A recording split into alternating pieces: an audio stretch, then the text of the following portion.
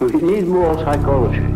We need more understanding of human nature, because the only real danger that exists is man himself.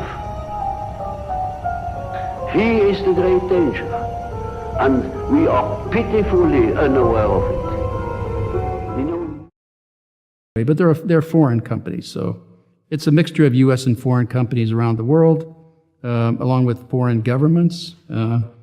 And if they don't get cooperation either from the companies or the governments, they'll unilaterally do it. So they have a massive tap network on the entire internet and the fiber optic public switch telephone network. So that's a huge data acquisition system. How necessary is it to the collection of intelligence that you map out the social networks of your targets? If you're focused on targets, that is groups of individuals doing something illegal or criminal or some terrorist group, that's a legitimate operation of intelligence. Try to figure out potential adversaries or potential threats. That's legitimate. Every country in the world would say that's what they do or want to do too, within the means and capabilities they have. But when you start mapping out the social networks of everybody on the planet, that's a totally different issue. Now you're getting into the privacy of everyone that is not even a threat.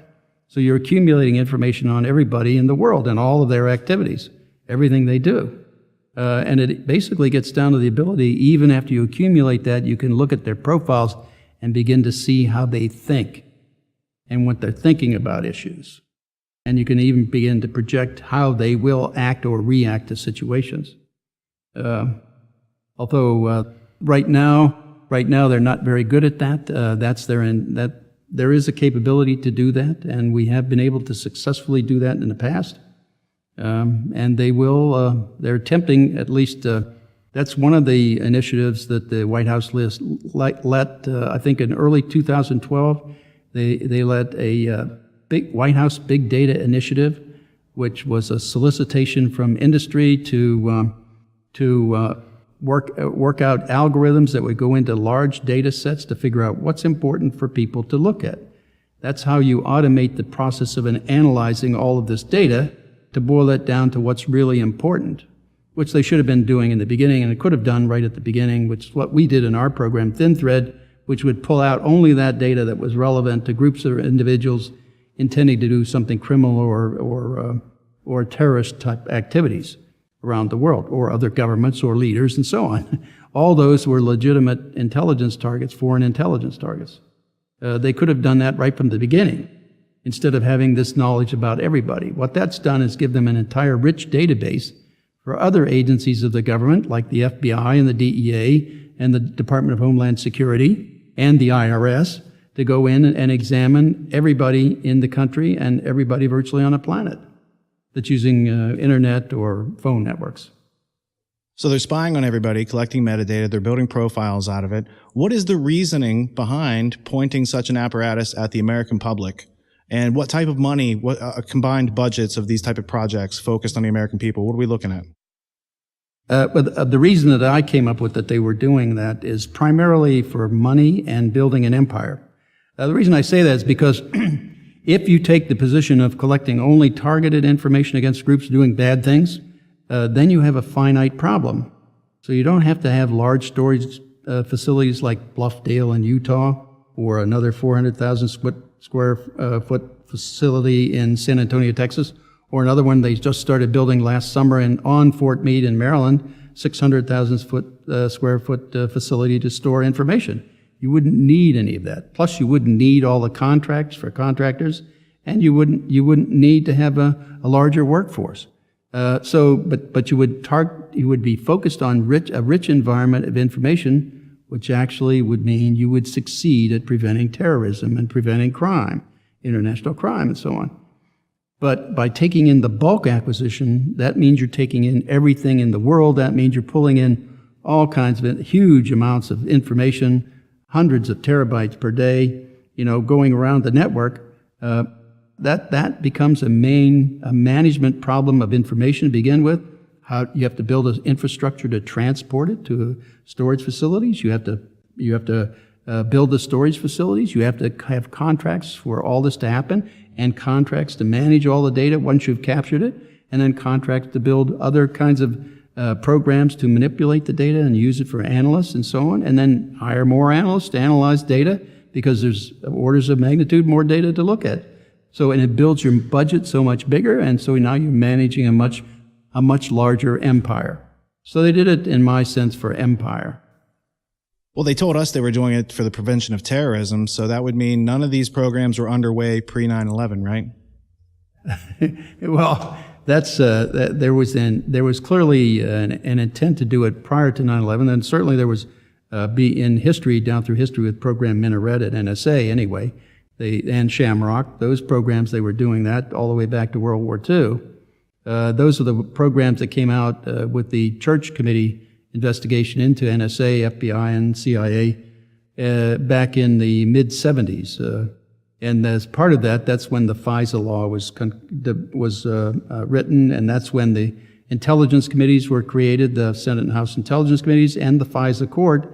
They were all created to have oversight of the intelligence community to ensure that they did not do domestic spying.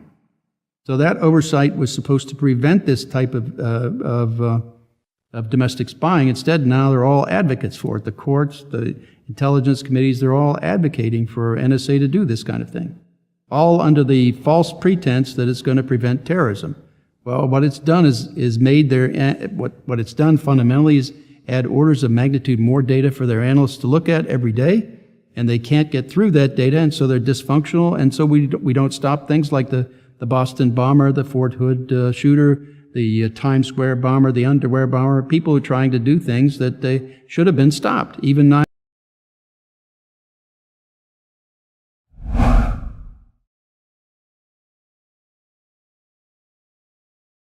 Welcome to the TylerBloyer.com live stream. Today we are talking about how consenting to silence is counterintuitive and counterproductive to freedom, and that's why there's a question mark. Are you consenting to silence? At first, I had accidentally left the question mark out of the title, and I thought it was very important to go back in and actually add that because that's kind of what we're going to be going over today. Are you going to consent to this censorship that's been ongoing and nothing new as of 2021, but is definitely ramping up and getting to a point where we're going to need to get some solutions out there. Now's the time to do that. There isn't a time better than now to go over some of the solutions, so that's also what we'll go over today. Sounds like the audio is fine there on the stream. Thank you for everyone watching. And let's just get right into it. So a few updates with me. I've been, going over the holidays and New Year's and reflecting a lot on what 2021 is going to be like for me, for the family, how we're going to proceed, some of the goals that we're going to go after, the targets that we'd like to achieve. Not only that, but reflecting back on the previous year and just taking some time while I was not able to live stream to YouTube anyways. Not that that really matters, and that's kind of what we're going to be talking about today. I mean, especially when it comes to a YouTube channel that never really got much traction like mine anyways, I would like to discuss a lot of the alt tech platforms and things like that today that we'll go into, as well as maybe, another YouTube channel for me, because that is the second strike for the TylerBloyer.com YouTube channel. I don't think there'll be anything today that would be too outside of what the WHO would allow, or Bill Gates, the Fuhrer, would allow us to speak about. But we'll see about that. I'm not exactly sure. I mean, sometimes I'm surprised how that goes. But also, that was William Benny, whistleblower, NSA, former high-up person in the NSA. We could see here the Wikipedia says he was a former intelligence officer in the United States NSA and a whistleblower. He retired at 31. He retired October 31st, 2001 after more than 30 years with the agency. So not just some dude, and that was an interview that Richard Grove from Tragedy and Hope and Autonomy and Grand Theft World and the Peace Revolution podcast had recorded. at a place, a pretty interesting place there in Connecticut near Hartford, I believe, downtown, at a place where they used to use these buildings to make things for one of the world wars and other things like that, as far as what Richard was telling me when I was there. We met actually at the Demystifying the Occult Part 1 filming that Richard did for Mark Passio there back in 2014, I want to say. Don't hold me to that. We'll check on that later in the episode if we get to that. But yeah, and then there's the Info Galactic. I mean, there's 2 of these encyclopedia type pages you can go look.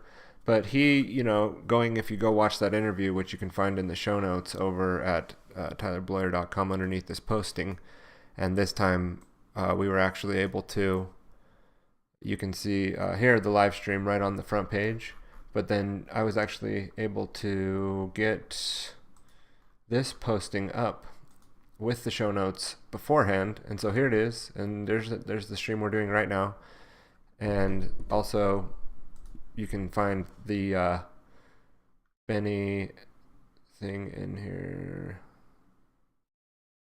I'll put it more towards the top. I think before I thought it was going to be further down. It's probably here somewhere, but I'm just not seeing it right away. So yeah, here it is right here. So I'll move that up a little bit, and you can go watch that full interview with Benny. I think it's one of the best pieces that Richard has done on the YouTube channel that he has. It has over 1 million views. I think it's also one of the most viewed pieces that he's done. And there's kind of a backstory to the filming, and Richard has his own take on how it went. But I mean, if you just look at the end result, it looks great, and it was a really good interview to capture that moment and what William Benny was saying back then. What is he saying now? Well, here's a recent tweet from William Benny on Twitter where he says, "Meanwhile, please help to stop the live." Oh no, so that was somebody else. And then he said, "Would I say DEW were involved unless I had scientific evidence?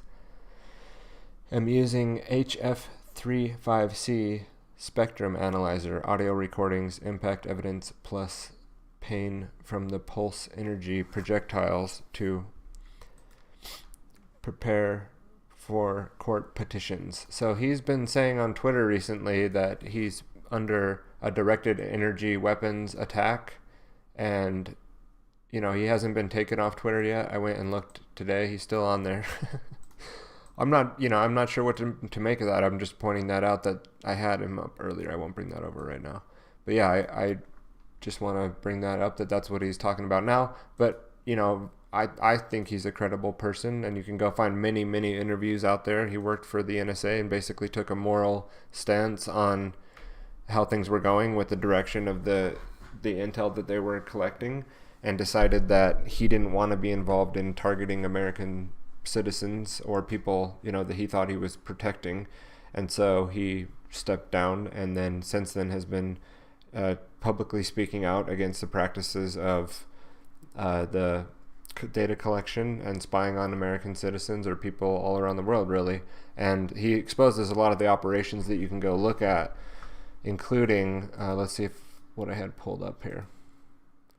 I think that's all I wanted to cover today for Mr. Benny. Now, along again with the title, we'll just go into a little bit of context around that. Now, this article here is just something that came up with a Google search that we'll use to kind of follow along. Maybe we can make the background like that, and then pull this up and maybe zoom in for now since it's smaller. There we go. Now, silence implies consent is a concept of social interaction, which states roughly that people tend to assume lack of response to an action as tacit approval or tacit action. An example of the thought process: if nobody complains about the plastic gnome I placed in my front yard, then it must be that nobody's really bothered by it.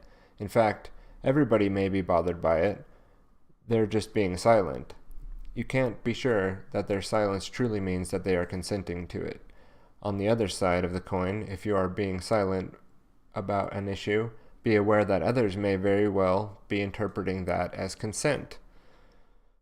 Well, that's interesting. So what is this tacit word that we heard? We heard it said a lack of response to an action as tacit approval. So let's go to Webster's 1828. And let's just pull this down. Let's just close some of these things here. Sorry, I'm a little messy here on the background. All right, that's better. Again, we'll zoom in a little bit for the live stream. And here in the Webster's 1828, tacit, Latin tacitus, from taceo, to be silent. That is to stop or to close. So just to be silent, you know. And then it says silent, implied but not expressed. Tacit consent is consent by silence or not interposing an objection. So we say a tacit agreement or covenant of men to live under a particular government when no objection or opposition is made, a tacit surrender of a part of our natural rights, a tacit reproach. And so, you know, this idea of silence being consent. Are you going to be silent to the things going on that you may object to, and have this sort of tacit agreement implied that the fact that you're not speaking out against something that you tacitly agree? This is sort of something I think that's flawed in the logic of what it was saying there in the Webster's 1828. Like, that's how maybe a particular government may rule or assume rulership or jurisdiction over a particular individual, a particular human being, just because they're not outwardly opposing, you know, the tacit law, man-made laws that are being implied on that person just because of their place in time or their ignorance to the things that they're contracting to. So again, it's all voluntary. Everything that you contract in is voluntary contracts that you're getting yourself into. From there, you may become out of contract if you don't uphold that contract from there moving forward. But to tacitly assume that someone agrees to something like maybe even the Constitution, where, what you'd need to go look at there is Lysander Spinner's work, The Constitution of No Authority. And he just basically obliterates this idea that because some people are getting together and creating documents based on even philosophical concepts that are like logically drawn back to a certain conclusion on maybe natural rights, a positive rights philosophy, John Lockean type, very secret society-ish or Christian even, like ethics and philosophy and mythology even, and basing the law system that we have currently on the Bible. It's based on the Bible. You see people swear, that they will speak the truth, and they swear this on the Bible. And that is the ultimate law book that Western society is built on. And the inverse, everything's always has a dualistic side to it, and there's an inverted side to that, where if we were really respecting nature, respecting the true law, respecting the universe, worshiping the universe as reality, and living under natural law, we would not have two systems of law. We would not then have a separate system of law known as like a government of some kind, or a united global thing of some sort with its own sets of laws. We would respect that the one universal law and will is that of God and the universe. And I'm not separating those things by saying and. I mean, like, then and in addition to saying the universe, I'm also calling that God interchangeably. So that is my definition of what God is, that I think is the most accurate based on the teachings of the Bible, is that it's actually saying everything that in existence, that which is, those things that are real, reality itself. So to be an atheist is to say something as ridiculous as the reality itself, doesn't exist. I'm just checking out a couple things here in the stream. It looks like we've got some people watching today. Thank you for listening to my ramblings. I'm trying out Streamlabs OBS. You can use the tip in the chat on YouTube or underneath the description on this to go and support the show. I'd like if somebody could just do $1 just to see if that's working, because I've never used it before. It'd be cool to see. Maybe you can ask a question of me and we'll try the whole Streamlabs super chat thing out like the cool kids do. But yeah, so I kind of don't even remember exactly why I went into that, but we'll talk more about that in the future. Oh yeah, it's just that that's the way, that a lot of the stuff in our society is implied is through tacit agreement. And because you don't objectively oppose the let's say, taxation on your W-2 or your contract at work that they're just going to automatically withhold, that because you're not directly opposing that you must just agree to the fact that that's going to be done. Now, you do agree to it, and you are responsible for the contracts that you sign and agree to. So if that's something that you've gone and done, is like work for somebody where they've directly told you that they're going to be withholding taxes out of your paycheck, you can't then sit back and say that the government is using force and violence against you to take taxes out of your paycheck when you've gone and signed up for that situation. That's a contract that you are not being forced into. No one's making you go do those things. So it's better just to take responsibility for that situation, wake up every day and know exactly what it is that your principles and morals are, why you're doing the things that you're doing that day.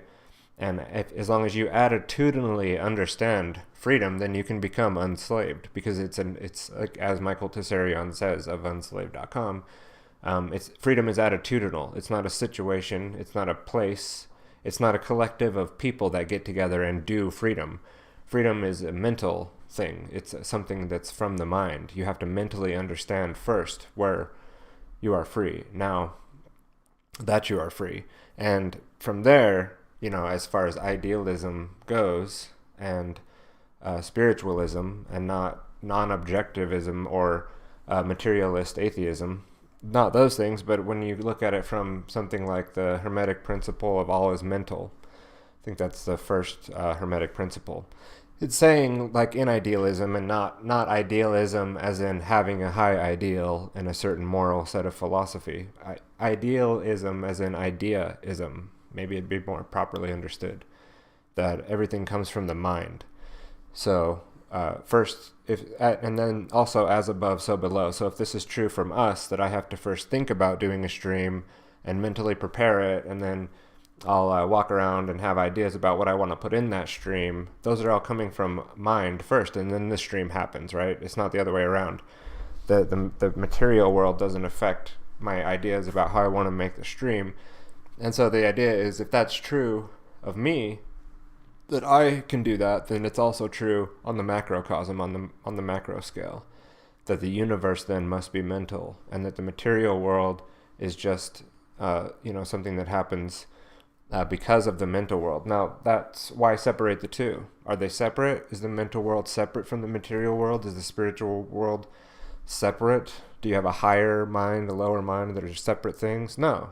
Again, but there is a dualistic meaning and nature to reality, and that's kind of why you always have to look at things from multiple ways and keep an open mind on things. Anyway, another thing you can do to go ahead and look at this concept is a recent podcast episode we did over at thegrandtheftworld.com. I had up here another article on tacit agreement to go through if we needed to, and then there's the Ayn Rand lexicon here on the common good, and it kind of rolls with this idea of censorship and doing things that are good for the masses instead of the individual, right? But there, she goes through and blows a pretty good hole in the argument that the common good, she says, it's a meaningless concept unless taken literally, in which case it is only possible meaning is the sum of the good of all the individual men involved. But in that case, the concept is meaningless as a moral criterion. It leaves open the question of what is good of individual men and how does one determine it. Exactly, and since when has the all been good, or when has the crowd been correct or good or right about anything, The crowd is a tyrannical force. The crowd, if you read Le Bon or even Bernays, or See, I have the Politics of No Obedience here from Etienne de la Boétie. I got like a printed version of it. There's probably some good things in here about that, for sure.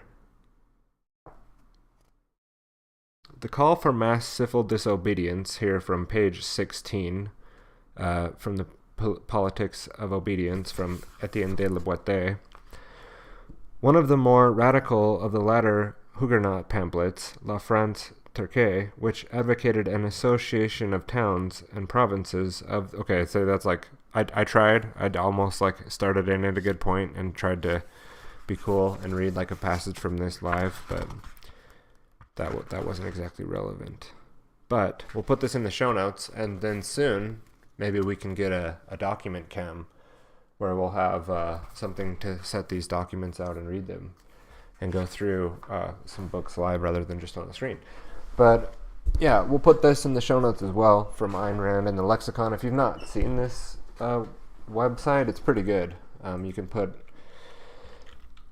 not all terms. It's not like a dictionary where everything's in there, and I meant to type crowd there, but anyway, like this article on sacrifice is really good, and getting Ayn Rand's take on sacrifice.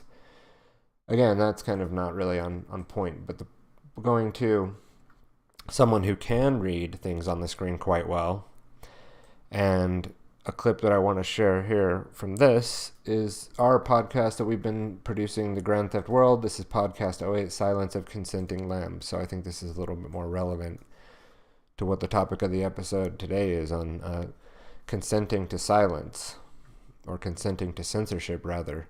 But I think everybody's using the word censorship quite a bit. Now, but in the Grand Theft World podcast, this was not the most recent episode, but 2 episodes ago.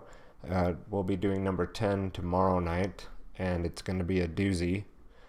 In this episode, though, we went into quite a few things you can see here in the show notes. We talked about COVID data tracking, brought out some Rockefeller Medicine Men book and did some reading from that. Richard did. And how COVID-19 may have been, and the mRNA vaccine was causing anaphylaxis in people right away in Florida and other places when they were rolling it out. More on that tomorrow night if you'd like to look into some of the modern, more recent occurrences and things that have been going on with that. Stay tuned for the Grand Theft World tomorrow. We'll have some touching on that for sure. So we went into quite a few things here. Joy Camp, Benny Wills came on the show afterward, and then we wrapped up with some things about the Gulag and the Nazis, and really good episode. But anyway, I'm going to play a little clip here, so let's see if I can do this correctly, and we'll play a clip from Grand Theft World episode 8, Silence of Consenting Lambs. Let's just get this. I have a new scene here that I use for this now, like this. Affected Black communities so disproportionately is a mere reflection of existing in. Actually, yeah, I was going to play it from here. Here we go. So I want to cut to book camera here. We can see this is the COVID-19, the Great Reset by Klaus Schwab and the people he works for. It says, or it reads rather, if we're going to do it right, on page AT right here.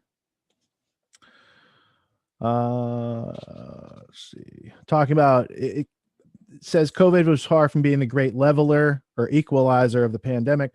Really, they look at, he says it all throughout the book, the COVID's a great amplifier for all their plans. It's a great amplifier. It's like plugging in the amp and turning it up to 11, tyranny style. Instead, what rapidly emerged was that there was nothing fair or even-handed about how the virus went about its deadly work. In the United States, COVID-19 has taken a disproportionate toll on African Americans, low-income people, and vulnerable populations such as the homeless. In the state of Michigan, where less than 15% of the population is Black residents represented around 40% of the deaths from COVID-19 complications. The fact that COVID-19 affected Black communities so disproportionately is a mere reflection of existing inequalities. In America, as in many other countries, African Americans are poorer, more likely to be unemployed or underemployed, and victims of substandard housing and living conditions.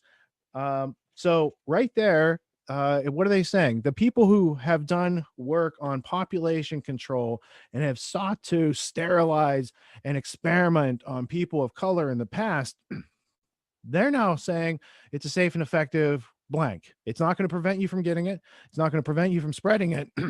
But they are now going to offer it as a solution early on. And it's not unlike Tuskegee experiments gone public. We're going to talk about the history a little bit of human experimentation because it is apropos to where I live at this time, where they can do mandatory vaccinations and these sort of things. It's already been on the slate for my state prior to COVID.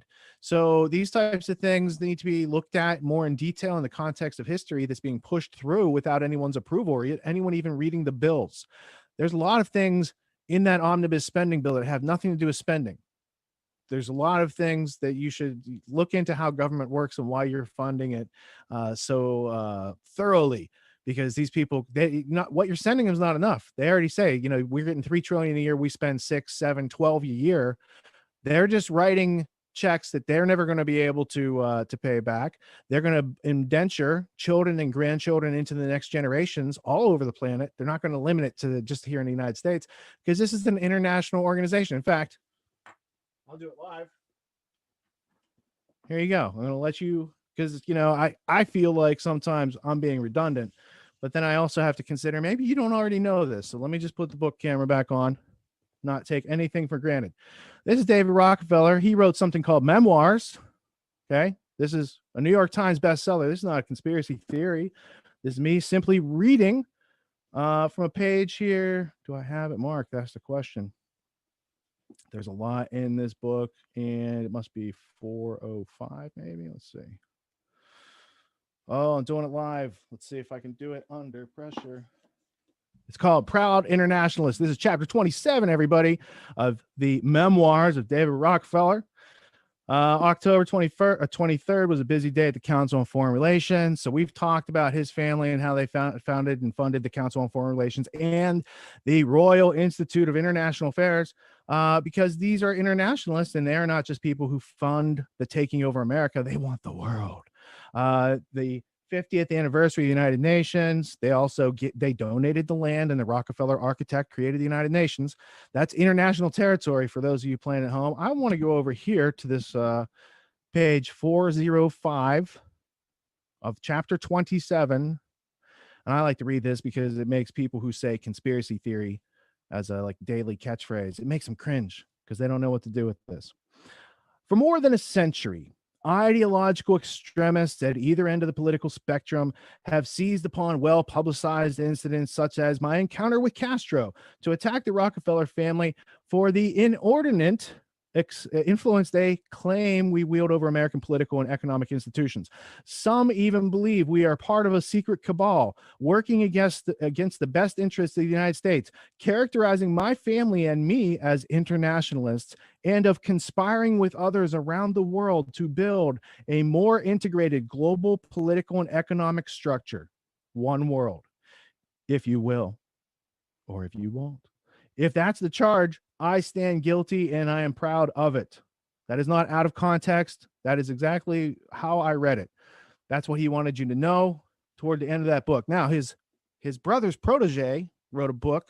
Since I got the book cam on, I'm just going to do it live real quick. Henry Kissinger was a protege of Nellie Rockefeller. Let me bring him up. There's Nelson. Let's click over here on the brain and see if we can get Henry Alfred Kissinger to pop up. I got to get that on screen so I can do this part, look around the camera. There we go. He's going to come up there. So Nelson groomed Henry Kissinger, who groomed Klaus Schwab. So if you want to get to the people who are behind the things going on today, they ain't here no more. And the people who are doing the things today have no idea for the most part about the history of what's going on and what they're participating in. Henry Kissinger, that's the guy we're talking to. Now let's go back to the book cam. I just wanted to show you the index for this book. It's called World Order, by the way. You might want to read it. He's talking about how they've planned out your future and how the world's going to work when they take it over. Look at this entry on China. You see how much stuff in this book about world order is China, all these different aspects. And you need to know some Chinese history. the Manchu conquest of, the Mongol conquest of, opium wars in. Like, he's basically saying, if you want to be part of the ruling class in the future, this is the history that you need to know about China. And oh, by the way, his handlers, family, the Rockefellers, helped to fund a lot of this communism.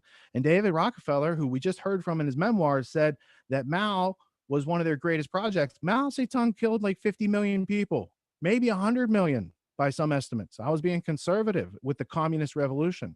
So these are things we need to take into consideration as we move forward. The people who've been planning the world but didn't ask our opinion on that matter. Moving forward, let's see if I can get back over to the notes, see where we're going here. Oh, the next clip up is a contextual information clip.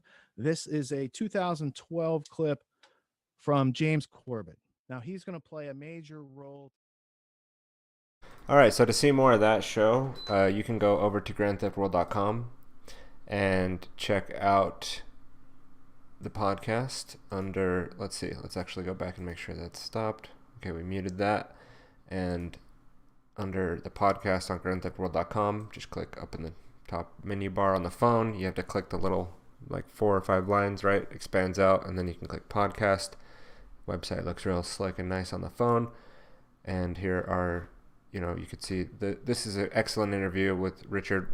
Obviously today I guess we just call the Richard Grove featured his work show. He was very kind to read to us there and pull out those books and have them available. Thank you very much, Richard, and for helping with the Grand Theft World podcast. I mean, what I should say is thank you for performing weekly and hosting the Grand Theft World podcast while we in the control room, us guys over here, still working out the tech and getting things all together, make the show happen. So it's a good partnership so far to collaborate. I feel like it's kind of like a band, you know, like we get together and jam on Sunday nights, and you can come by and watch what we've put together that week and what the crazy stuff that's going on in Grand Theft World. And there's more to come. We're getting a clip process into place. We'll be having some shorter clips rolling out for the people that want the bite-sized thing, the highlight of the good part of the show that we can get out there. I'm having a team of people, including Cassandra. Last night, me and her were going over some ideas of how to get some more information out there regarding the show. And just so you know, you can join the Grand Theft World community by clicking up here. There also will be in the show notes for this particular episode a way to get through to the Grand Theft World and get your membership. I'm just pulling that up really quick here. So now we're back here on my site. Underneath this show, down in the show notes of wherever you're watching this right now, you can go scroll down, and down here there's a Grand Theft World membership. Click that. Get your 19 skills videos. We'll talk about that at the end again, and you can help support this show and maybe get me a new mic. I've been using this Blue Snowball for a long time. It's kind of bassy. It kind of needs a update, and those things cost money. So do mixers and things like that. I've never been one to say that I need to stream or make content to get by in life. That's not what I'm doing here. And what I am doing here, though, is trying to get the information out and help other people do the same thing. So in one way that we're doing that is over at withinthestones.com. And you can go to withinthestones.com and learn a little bit about what it is that we do and how we help media and content producers produce their content. And eventually, when you click get the free course, mini course here, over this weekend, I'm going to have this hooked up to a place where you can learn more about our mini course, our free course, where I'll be teaching people how to produce content and teaching people how to do this type of a live show and or like the Grand Theft World show, how to maybe do pre-recorded, and then going into publishing methods that are not exactly above the fold in the modern day with the phones and people just kind of doing like the bare minimum to get their content out there. There's a lot you can do to get your voice out there in a better way, in a way that's more indelible and indistinguishable, and also uncensorable. And that's going to be becoming more and more of a topic now, coming up into 2021 now, where you'll see what I think is going to be the most tyrannical tech year we've seen since the internet age, where it was really kind of like the wild, wild west. And now like Stalin and the gang are here to implement like internet socialism, basically. But it's more like it's way more insidious than that, because it's not a country or a government.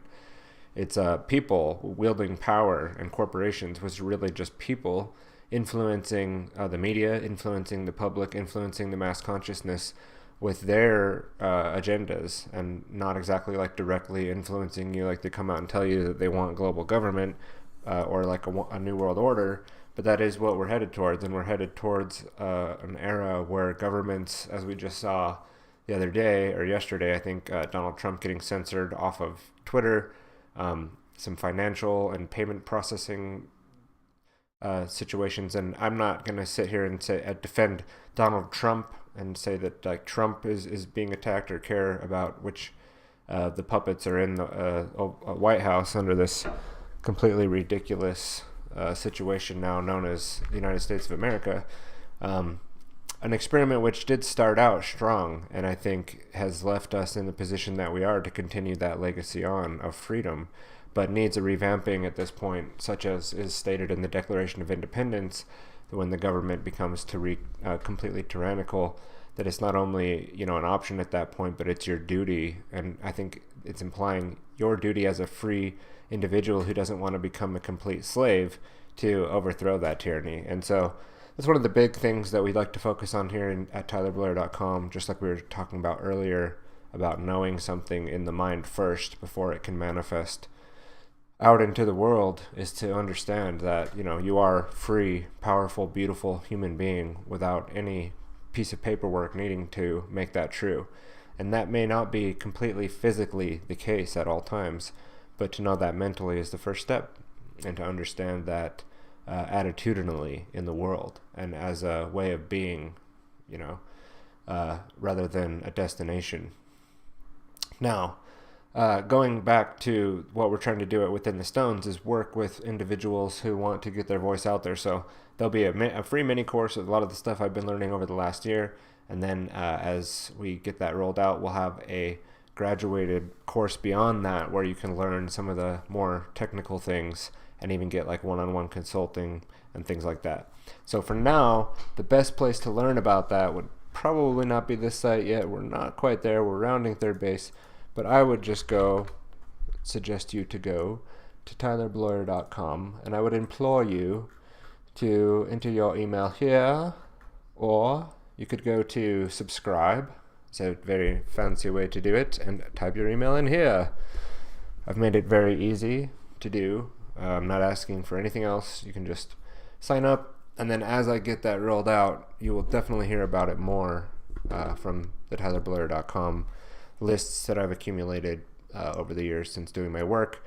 I don't utilize it very heavily, but again, going back to the censorship things and how things might change quite dramatically coming up here soon, it'd be a good idea to have different ways implemented, and that will also be in the Within the Stones course, using like text strategies, getting, for an example of what we might talk about in the free course, having remind.com or other strategies where you subscription services that Content Safe is developing. Matthew Raymer and the Content Safe team that we work with from Autonomy Unlimited, or with Autonomy Unlimited, the group that I partner with through Within the Stones Media Network, and we work really closely together, and we're building a team over there to be able to help people in this way.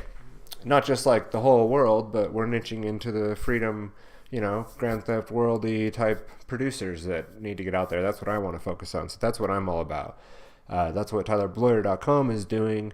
It's just a stream of consciousness for me to be able to just say it like it is, like how I see it, and not have any kind of filter.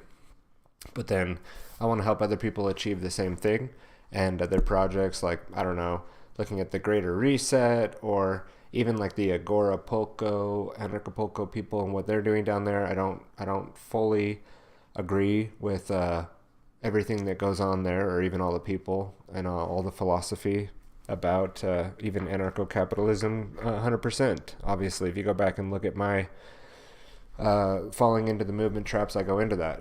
But it's not that I don't align with those people more philosophically so than, like, let's say someone who worships the government or doesn't have any sort of morals, just a complete moral relativist order follower or slave who doesn't even understand, like I said, in the mind, like that they're free, like more of what we have over here with the series from Patrick McGoohan, The Prisoner, which you gotta go check this out, and then you'd understand what this guy is doing here, standing in front of this big ball, and you would know what those big white balls are by checking out that show, and you would know more about what the difference is between a prisoner and a slave. Let's see if I can do this live.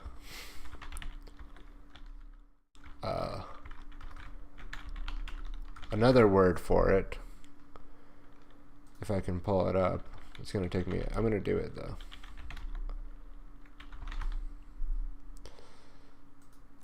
Here we go.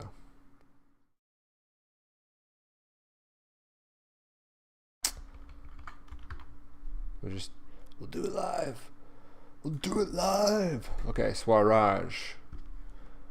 And Swaraj means generally self-governance or self-rule, and was used synonymously with, sorry, let me get this right, says home rule by Maharishi Daryanand Sarawati, and later on Mahatma Gandhi. But the word usually refers to Gandhi's concept of Indian independence from foreign domination. Swaraj lays stress on governance, not by hierarchical governance, but by self-governance through individuals and community building. The focus is on political decentralization.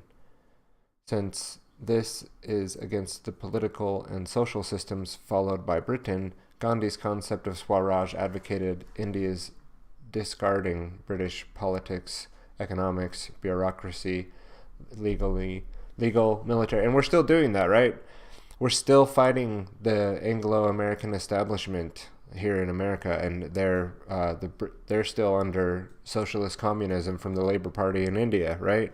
And still under that British influence and tyranny. Like they didn't get rid of it. There's a Fabian democracy and Fabian socialism system and mindset installed in India, and way more of a slave-like mentality in their citizenship. So this just needs to be like blasted out, you know. We'll put this in the show notes for sure. I'm going to add that right now over here in the resource section. Also, a word that Richard Grove turned me on to, funny enough. So, like I said, we could just call this the Richard Grove Show. All right, what's next on deck today? Let's see, what do we got here? I'd like to thank everyone who's checking out the live stream. Again, 2 strikes on YouTube at this point. I think what I'll do is have a secondary channel spun up and just go from there. I have a Within the Stones channel that I'm going to be starting putting some of those highlights of the course and getting people more attracted to the mini course, so we can scale that up and get people learning those skills and help people get their voice out there. But what I'd like to do now is just go into another clip here. This is from Timcast, and you see we're kind of doing like a miniature version of the Grand Theft World here on TylerBloyer.com today. Sharing clips, rolling the articles, and getting the information out. So this is something that's happened recently, so to provide more context to this show, and I really like this little section here. We'll play, I don't know, about 5 minutes of this clip here.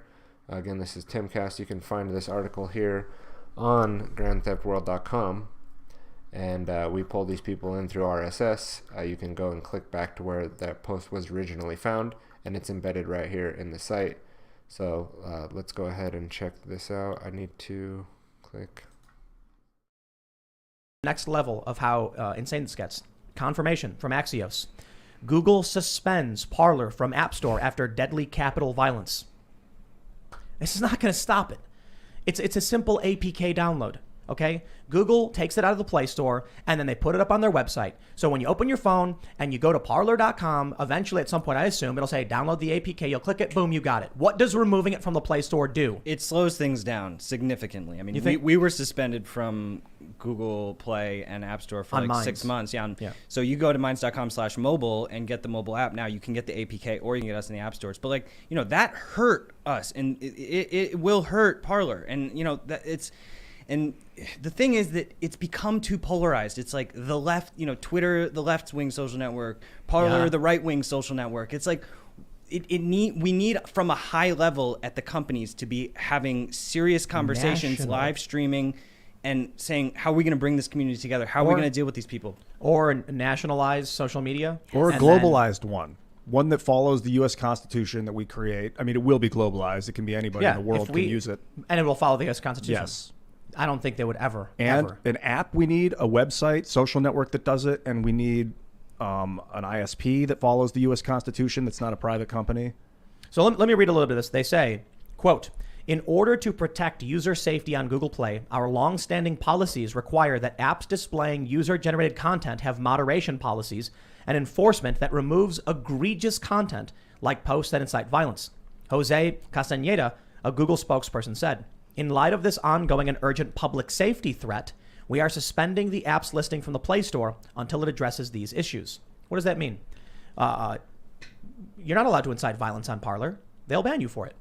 No joke. In fact, Parler's got very strict rules. My understanding is that they operate on what's called like a broadcast standard, meaning you actually can't say certain things that are free speech. And that's the way they run their platform. I mean, it's a Gab 2.0 situation.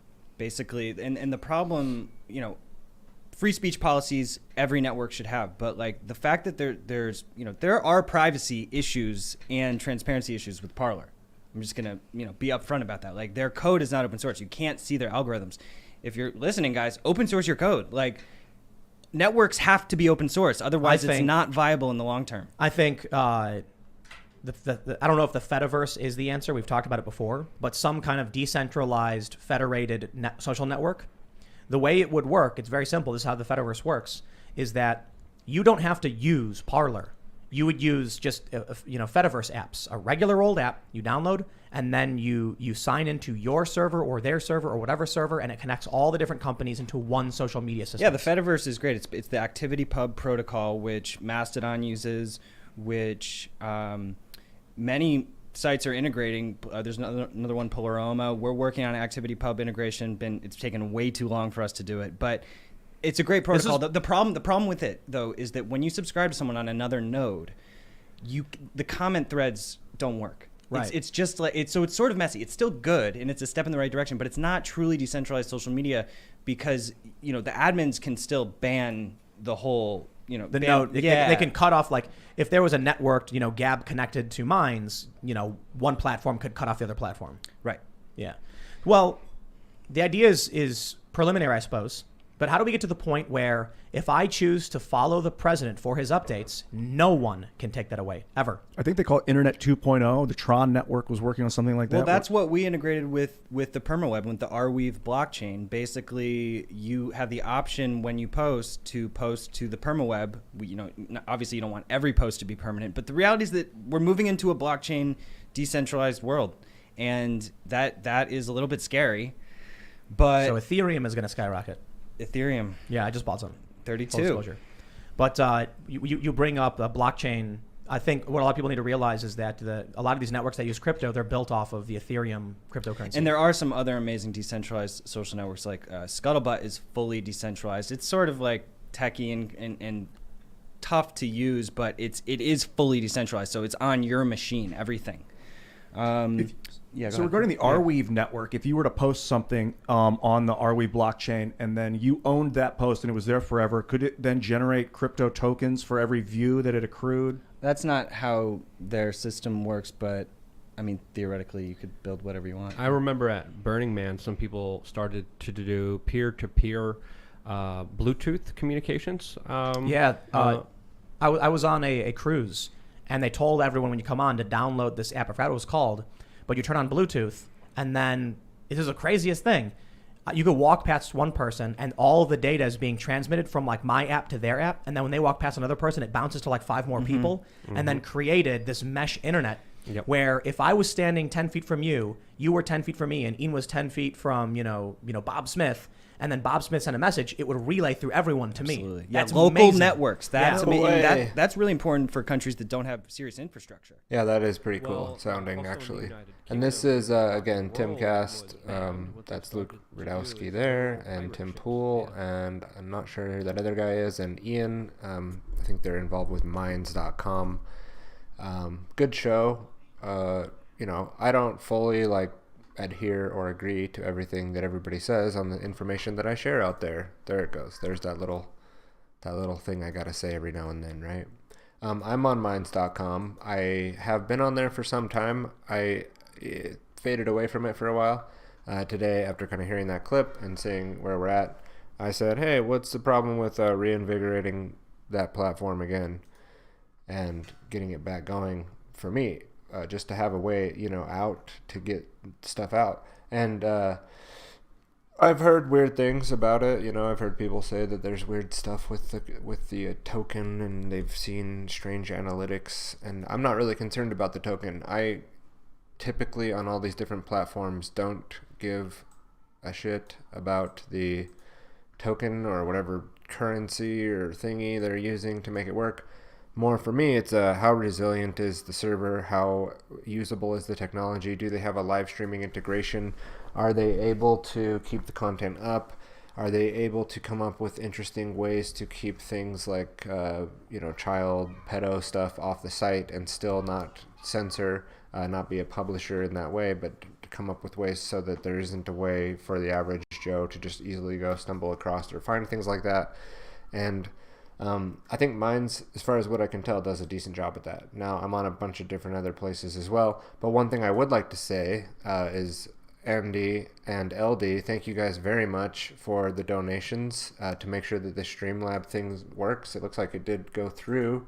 I'm not exactly sure how that works on the back end, and I have the basic minimum infrastructure here set up, but if one of you guys knows how to integrate the Streamlabs thing that I'm using here with the tips so they pop up on the screen, let me know, because I'm using Streamlabs OBS today to do this, and I don't know how to integrate it. I've not looked into that yet.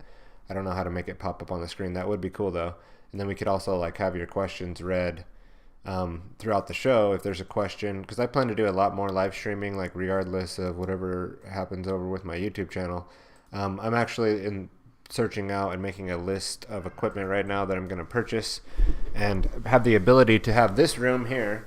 I was waiting to see what was going to happen with our living arrangement, but then I said, you know what, I'll just move forward, and what I need to do is basically just L-shape that desk that you can see there with the new monitor on it, and the desk that I'm at now, more in the center of this room, and then there could be a few guests. There could be 2 or 3 or 4 guests even in this room at that with the L-shaped desk facing each other central towards the room, but they're L, so you're not having monitors in front of you, because I have a lot of monitors over on this desk. And anyway, there'll be room for people that want to come by here, and we'll invite people out, and I have some guests coming up later this month, so I have an incentive to try to get that set up. Now, there's going to be some cost associated with that, so I think I can scope out some bare minimum of what I would need to have a better setup like that, and move on from the blue snowball. But anyway, the tips and Streamlabs tips are extremely appreciated for that reason, because that's what we'll do. We'll just keep scaling up the quality of the show and the guests and the content that goes on, and help get the information out, and then help teach people how to do it at the same time. And I'm not saying I'm the pro guy that everybody should listen to, but what I say is that everyone should have their own Tom Green show at this point. If you don't have your own Tom Green show at this point, what the hell's going on? What's wrong with you?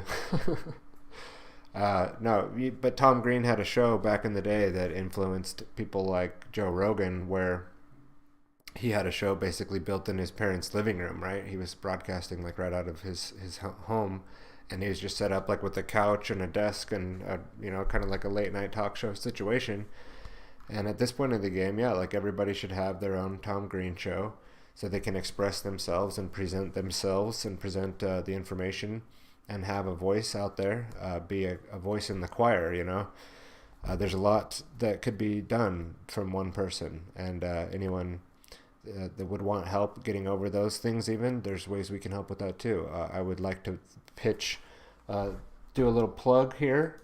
Let's do a little plug for productions at bennywills.com, where you can find his course Parrhesia, and he's getting ready to launch this course.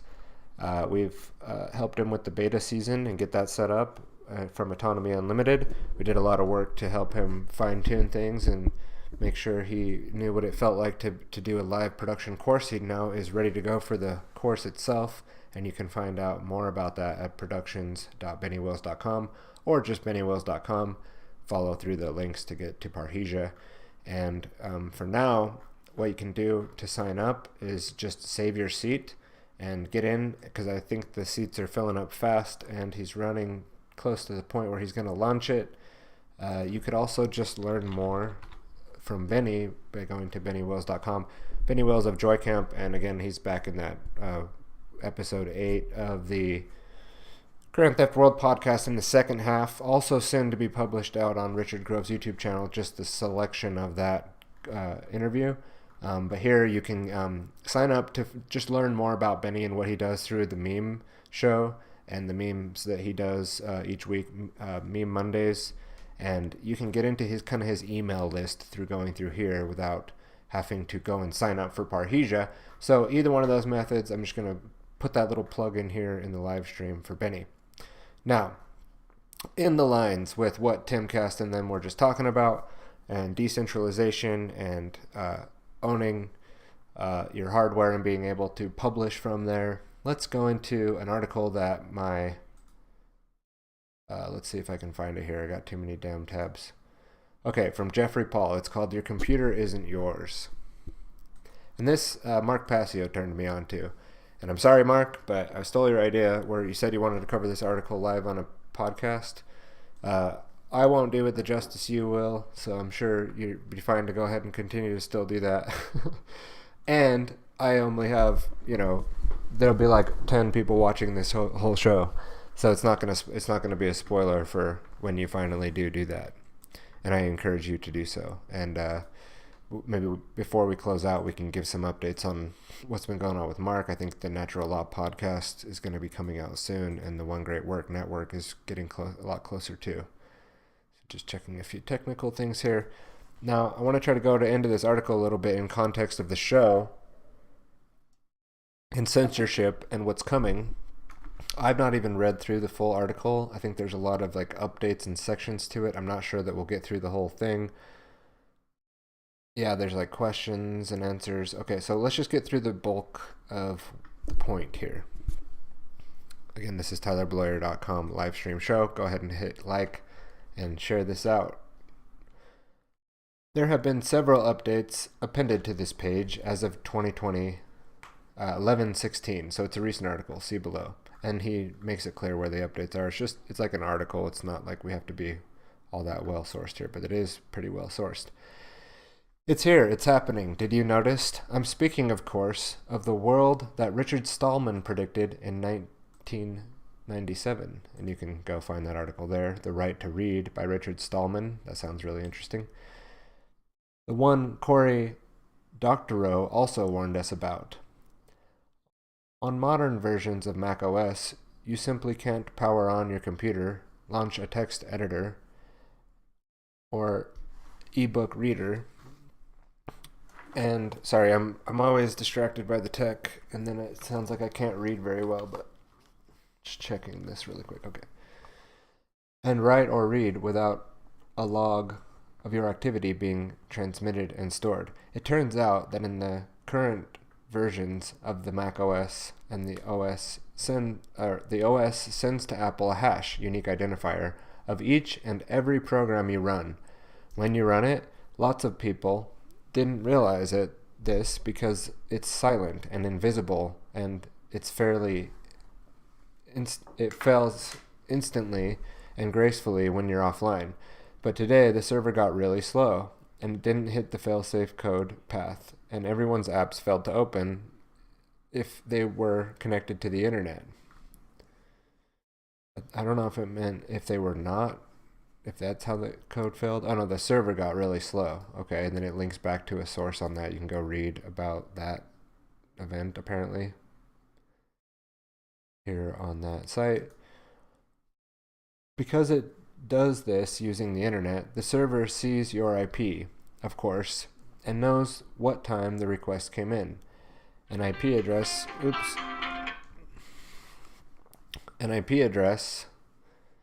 allows for course, city level, and ISP level geolocation, and allows for a table that has the following heading: date, time, computer, ISP, city, state, application, hash. Apple, or anyone else, can of course calculate these hashes for common programs.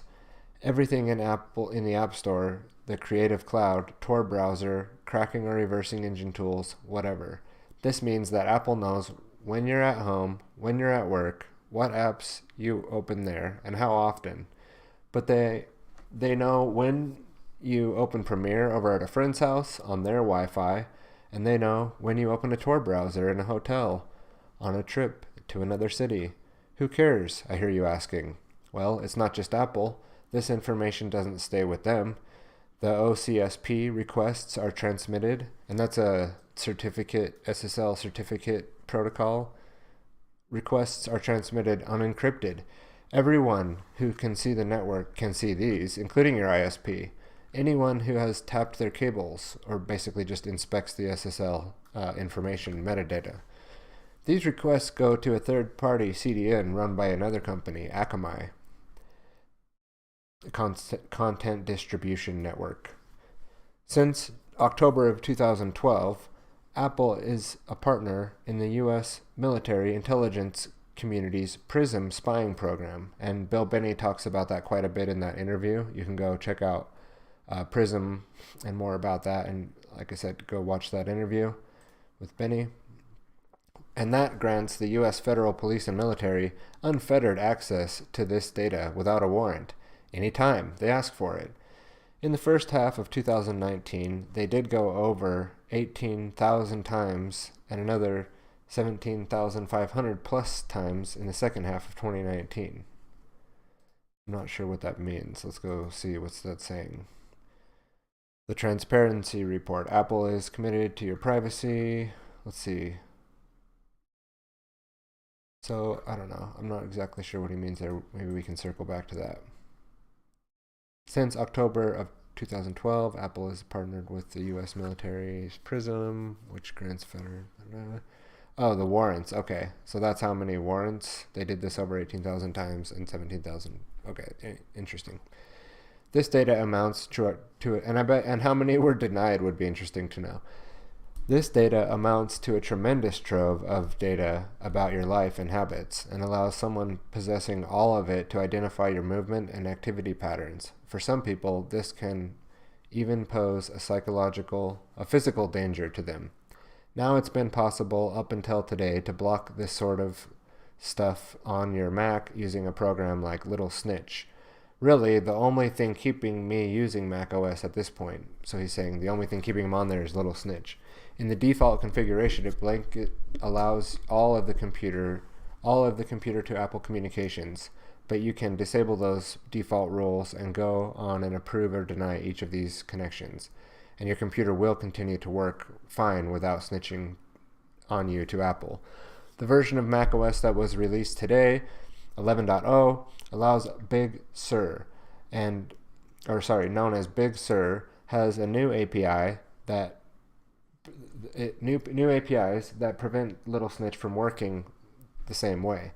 The new APIs don't permit Little Snitch to inspect or block any OS level processes. Additionally, the new rules on macOS 11 even hobble VPNs so that Apple apps will simply bypass them.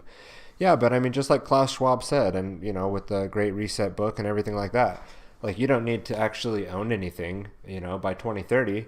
you won't own anything, and you'll be happy. You won't need to even own your computer. You'll basically just lease it for your energy.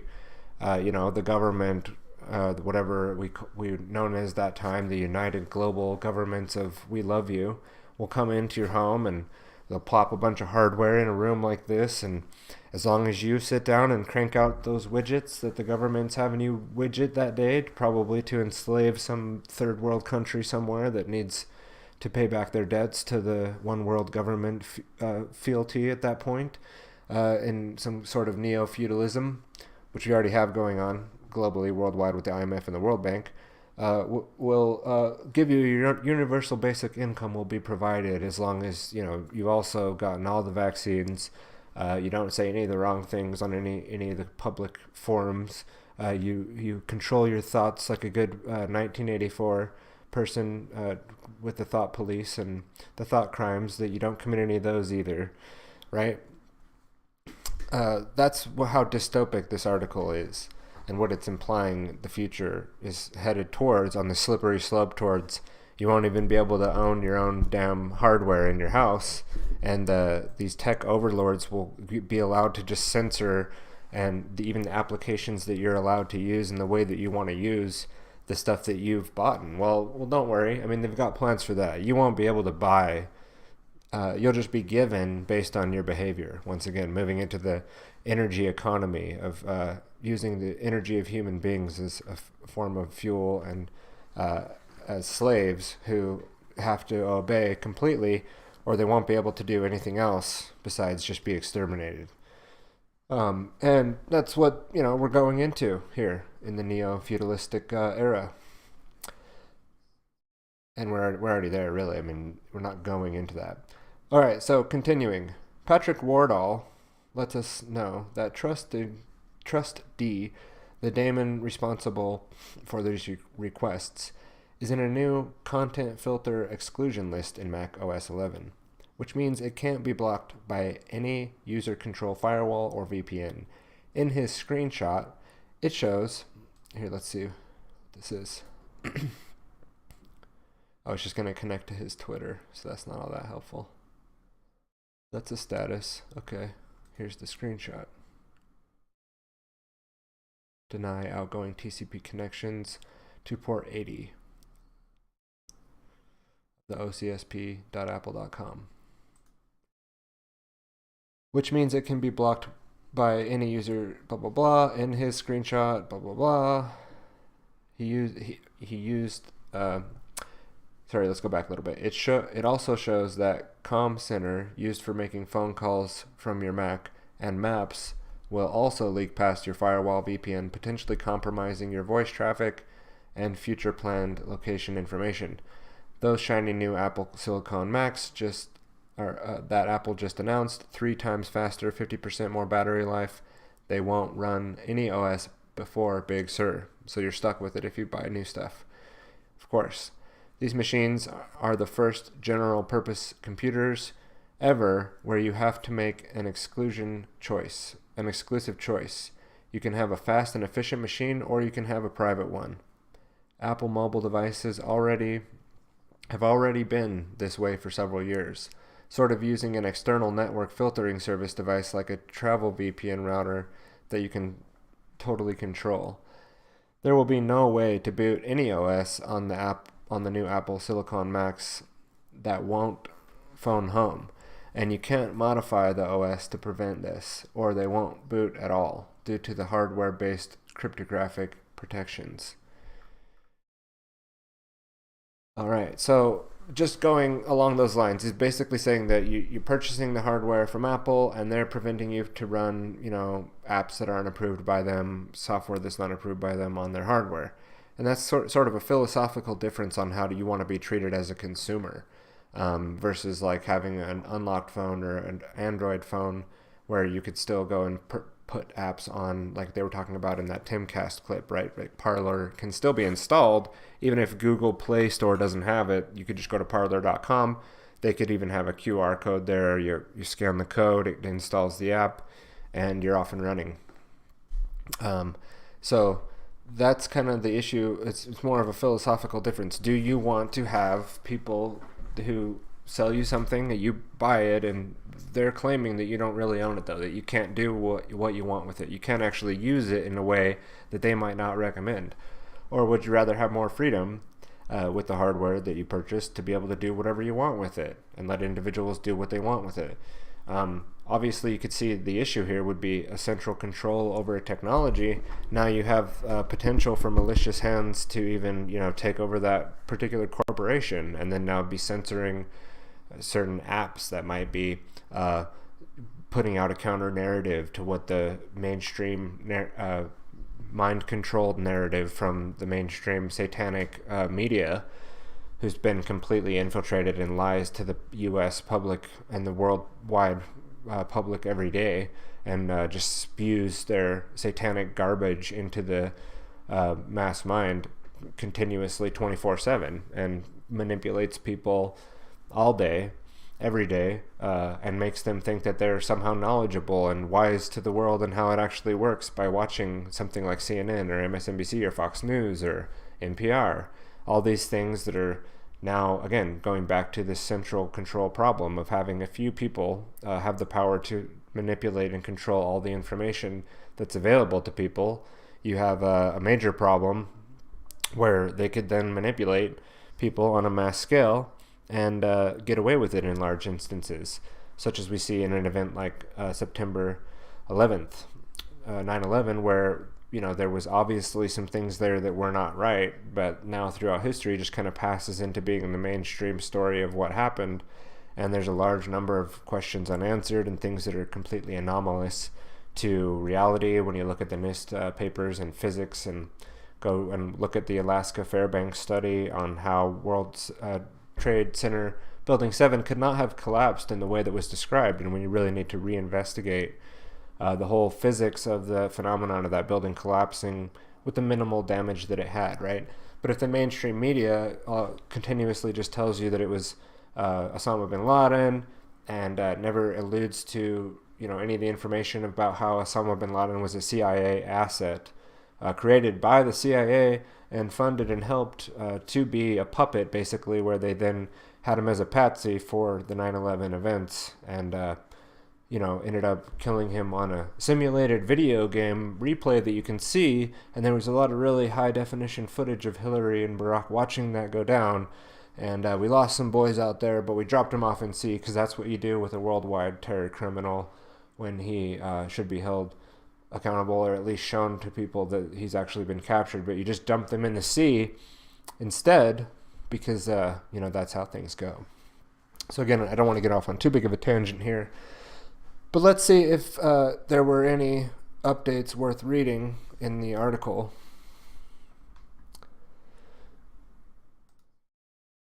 Check a couple things here with the tech, make sure everything's looking okay.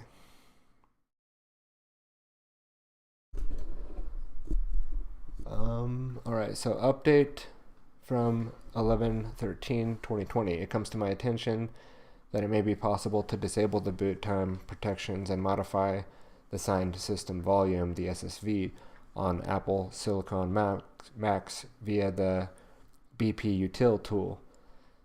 I've one on order, like I've got one on order, and I will investigate and report on this blog. I understand that this would still only permit the booting of Apple signed Mac OS, albeit perhaps with certain objectionable systems, processes removed or disabled, more data forthcoming when I have had the system at hand. Your computer now serves a remote master who has decided that they are entitled to spy upon you. If you've the most efficient high-res laptop in the world, you can't turn this off.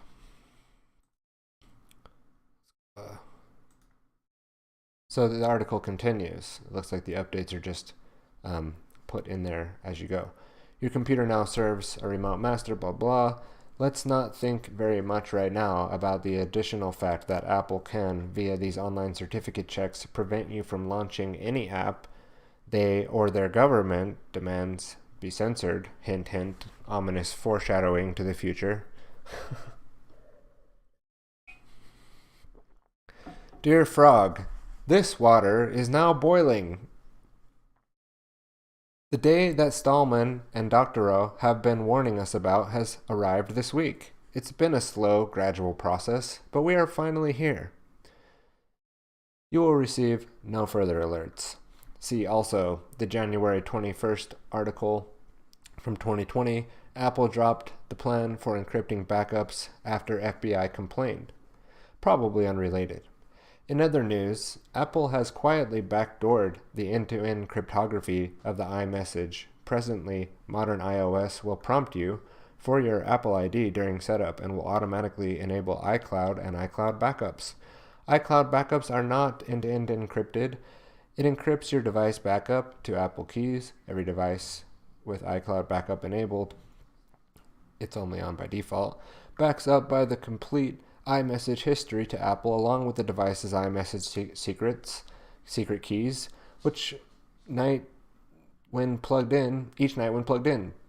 Apple can decrypt and read this information without ever touching the device. Even if you have iCloud and or iCloud backup disabled, it's likely that whoever you're iMessaging with does not, and that your conversation is being uploaded to Apple and via Prism, freely available to the U.S. military intelligence community, FBI, at all, with no warrant or probable cause. That's great. Use Signal, he throws. Use Signal. Use Keybase, I'll add to that. Updates, 11/16/2020. What are the facts? This is a quote apparently from Robert Heinlein. What are the facts? Again and again and again. What are the facts? Shun wishful thinking. Ignore divine revelation. Forget what the stars foretell. Avoid opinion. Care not what the neighbors think. Never mind the unguessable verdict of history. What are the facts? And how many decimal places? You pilot always into an unknown future. Facts are your single clue. Get the facts. From Robert Heinlein. That quote was read or put in this article. That guy, Jacopow, who supposedly debunked my primary claim, is lying. It's evidence on his own page, and you can go see for yourself. This request simply blah blah, something about the hash IDs and something else. Oops, he also claims that the Mac OS doesn't send out. Okay, so let's just kind of skip through this a little bit. I think that we get the idea here. Now you can go find this article underneath the main show notes. It looks like it also continues on quite well written, like you've heard so far. I mean, it's like good information to go and understand more about, and we'll lead the rest of that to see if Mark Passio ever does want to do a full episode on that. Then there's more to be uncovered. But a good dystopic look into what's going on, and again, coming from a more freedom-oriented mindset, it seems like this person, Jeffrey Paul, who I don't know all that much about, but it's a philosophical difference. It's like the difference between communism and freedom, or communism and capitalism even. Some central dictatorship who now can just go tell Apple to just shut you off, or to just shut off your access to apps, or shut off the apps access to even work, or for your system to even boot is now possible. And most people are not going to see that as problematic at all. And so what that article is explaining again is that these people are basically Nazis who've created a fascist world dictatorship, they think, who now can then just take someone like the President of the United States and just censor and ban them and silence them, and that people who elected him even should just be perfectly okay with that. There's nothing wrong with the technopoly dictatorship overlords censoring and stopping speech, even from the damn President of the United States. I mean, and if you just pull your head out of your mainstream media brainwashing bubble and just look objectively at what happened, some idiots that were probably agent provocateurs and obviously were assisted and helped by the police, being that the White House wasn't even fenced off at the time of this march on the Capitol, then it's obviously a psyop mainly, and then the other idiots that were there are mainly just idiots, because a lot of people who believe in things like statism and government and politics and the media are fooled and morons who will go and do things like try to break into a room with armed guards. And I really am sorry and feel horrible about the people that were injured and killed in this event. And it's almost like terrifying to see, what can happen when people buy into the Q stuff and all this like 4chan and oh my God, it's happening, the revolution, and they're in there thinking they're having some sort of revolution in a place when in the modern day it's fourth generational. It's in the mind. It's outside of the context of a physical locale. Again, going back to where it starts and where it begins and where freedom happens is an attitudinal and in the mind sort of thing. It's not in a place anymore, And it needs to happen in this battlefield where we're out here fighting the battle in this sphere, as well as being physically prepared should some chaos erupt nearby or something happen, in your home, or should they start sending droids to each home, droids like robots, drones, and things like that to vaccinate you and track, trace, and database you in your own home. At that point, I'd want to be prepared with some ways to defend myself if possible and my family, because I do have boundaries and lines and things that I will not allow to happen. But that does not mean I'm going to go storming the castle thinking that I'm going to take something over for the cause and sake of liberty. The cause and sake of liberty needs to be occurring here in my in between my temples and inside of my school, and be able to philosophize and theorize and pass down wisdom to my children to make sure that freedom stays intact. Okay? So, and it also happens with computer and hardware nowadays too, and you need to understand the stuff and the problems that he was bringing up there in that article. Okay, so along those lines, let me close some of these things down that I pulled up from that article. We also have back an older article here from The Guardian on how the NSA collected U.S. email records in bulk for more than 2 years under Obama. And I forget why I had this here in the show notes, other than to just, go over again and highlight how this has been a problem for many years, and it's not just something that's recently going on, obviously, since back under the Patriot Act in 2001. Is when they officially started telling us that they were spying on us, but it was going on way before that. So the Patriot Act in 2001, which now has been developed into the Freedom Act, and now into like the ever more patriotic Freedom Act, is still spying on you and collecting all your data. And even if they were to say that they've stopped, I wouldn't believe them anyway, but they're still getting all the data as they have been for 20 plus years now. You can go back and look at the, Prism was developed back at AT&T with fiber tapping NSA wire closet. Maybe that'll get it. Room 641A. Room 641A is a telecommunications interception facility operated by AT&T for the U.S. National Security Agency. As part of the warrantless surveillance program, as authorized by the Patriot Act, this facility commenced operations in 2003. That's hilarious, man. The fact that the top of this article is trying to make you think that that's when this stuff started. Oh, man. The censorship is real. I mean, it definitely goes back to before then. All right, so let's dig a little bit deeper here into some actual facts. I don't know what that was. Wikipedia. This is just some garbage. I mean, I used to have this like stuff readily available at my fingertips back in the day.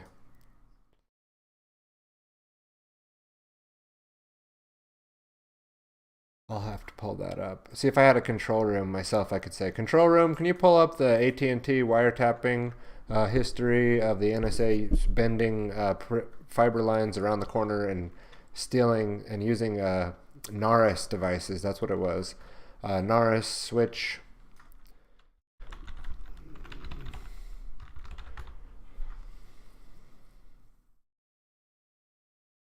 Maybe that's the name of it. We're doing it live. The device is made by Naris. What we know about the NSA, Aspiring Pact, blah, blah, blah. This might get us a little closer.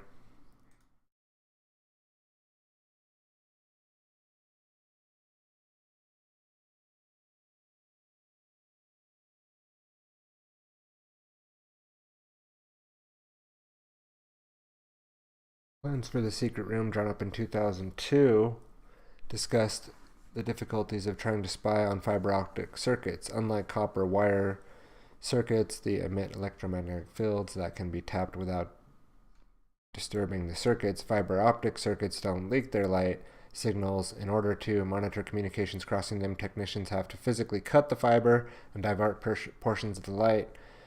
Siphoning it off, AT&T diverted the split signal into a special cabinet into a secret room.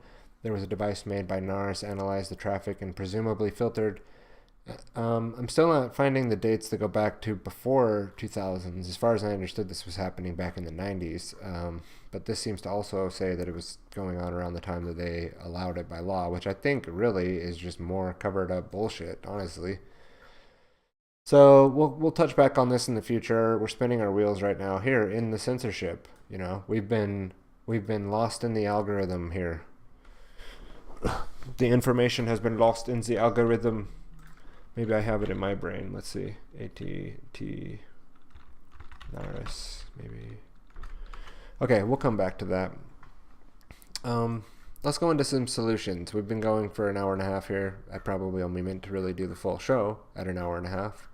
So let's skip into some things then. Let's close some of these tabs out. We've got way too many tabs open. I'd like to read at this point in the game, actually, before jumping into solutions, an article here, an email was sent to me by the YouTube, the propaganda police, who said that I had broke the policy on the violating the graphic content and getting ready for Human 2.0.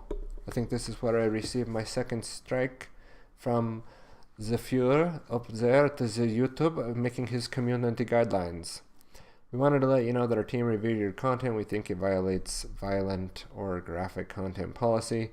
We know that you may not have realized it was one of our violations of policy, so we're not applying a strike to your channel. However, we have removed the following content. Oh, that's great news. We may only have one strike. I think I didn't really fully read this. I thought they had striked me again, but maybe I only have one strike up to this point. And that was this here that they are talking about. This is getting ready for Human 2.0. This is the stream, and I do not see how it was violent or graphic. I mean, I think what they really didn't like is the fact that Dr. Carrie Madej was in there talking about the COVID-19 vaccines. I'm pretty sure that's the clip that did it. But of course, we have it up here on BitChute. So Facebook also recently, let's see what they said. I had a post taken down. It was me sharing that young woman who was killed at the Capitol video on Facebook, and then they took that down, saying the same thing, that it was too graphic. And maybe that makes sense, I guess. Not really. I don't think there should be censorship for videos like that people need to see about the types of activities that go on. And when a police officer was just hiding around the corner with these people breaking into the building and just shoots a woman and kills her right in the face, that's a bit of a problem, and I think we need people to see that. I don't think it should be censored, and I think people need to see what can happen on both sides of that. Where one people, maybe they shouldn't have been breaking that property. Maybe they shouldn't have been breaking into that building, but I really don't think that man should have shot that woman and then just did whatever he did, cowered off back in the corner. And it didn't stop the people getting in there. It didn't stop the people breaking into the Capitol building. So what was the point? At that point, it had already been breached. So why would you, murder somebody like that? Right there in broad daylight, caught on camera, and then the social media tech giants think that you shouldn't be able to see something like that. It's ridiculous.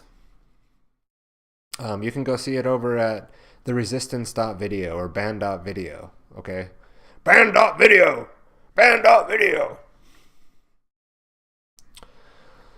You can check out Human 2.0 on BitChute, on Library. I have not implemented all the different links here easily accessible, but it is accessible. David Knight also left InfoWars recently. I had a clip here lined up that we'll probably put into the next show, talking about vaccinations, and he's over on BitChute as well. So if you're not on BitChute yet, if it's because the mobile app, use BitSlide. BitSlide is actually pretty good.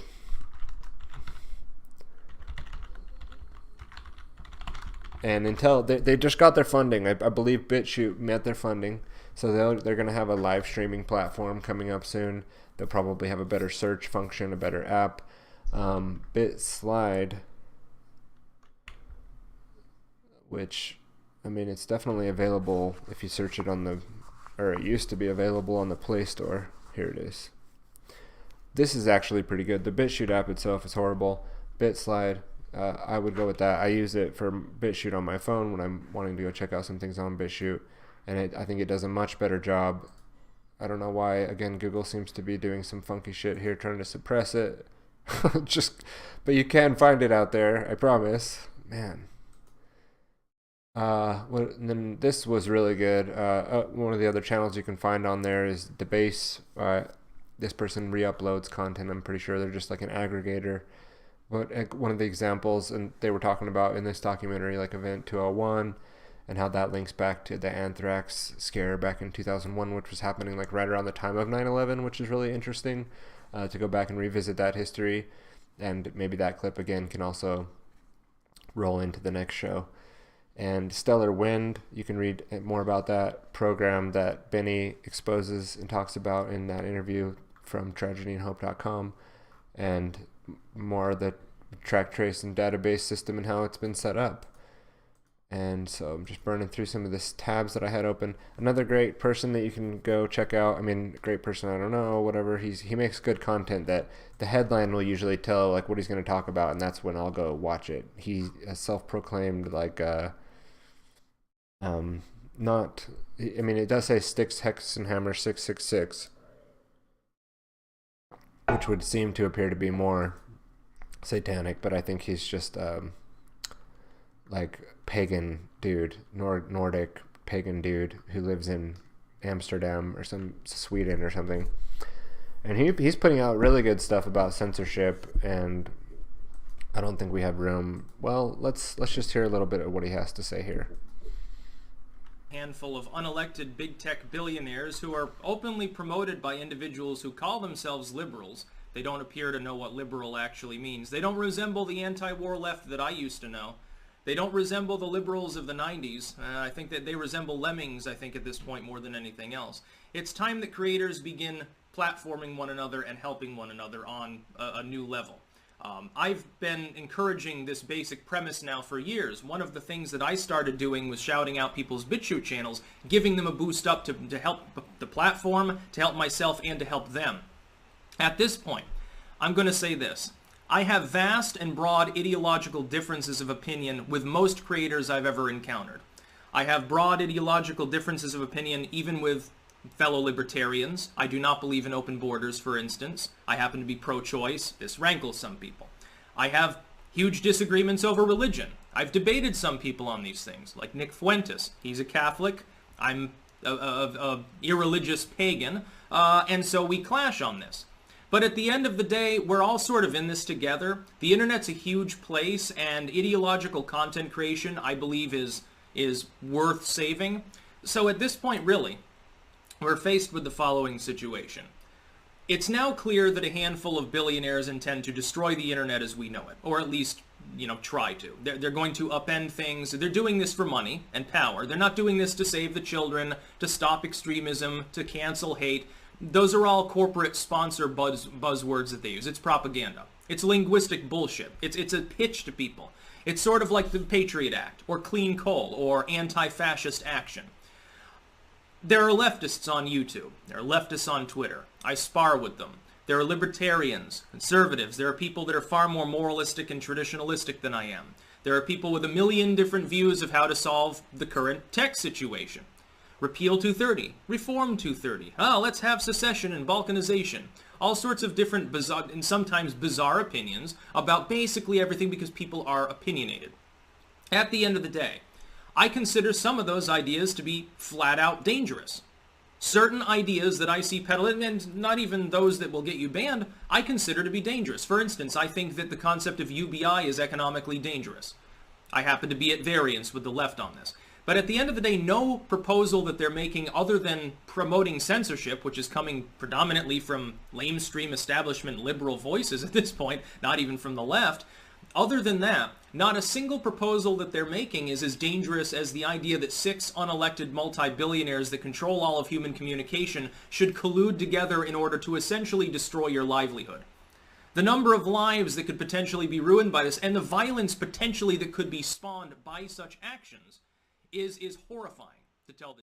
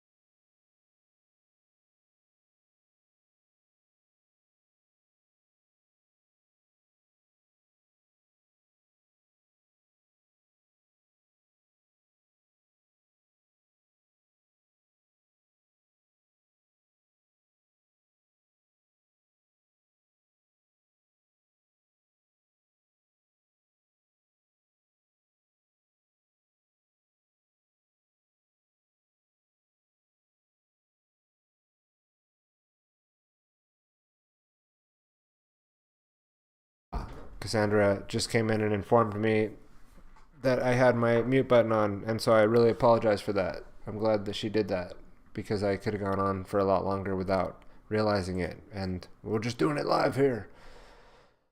So let's go back. What was I talking about? I was saying, that I agree with him, and that on Section 230, thank you, Styx, for bringing that up, because Section 230 is important to talk about.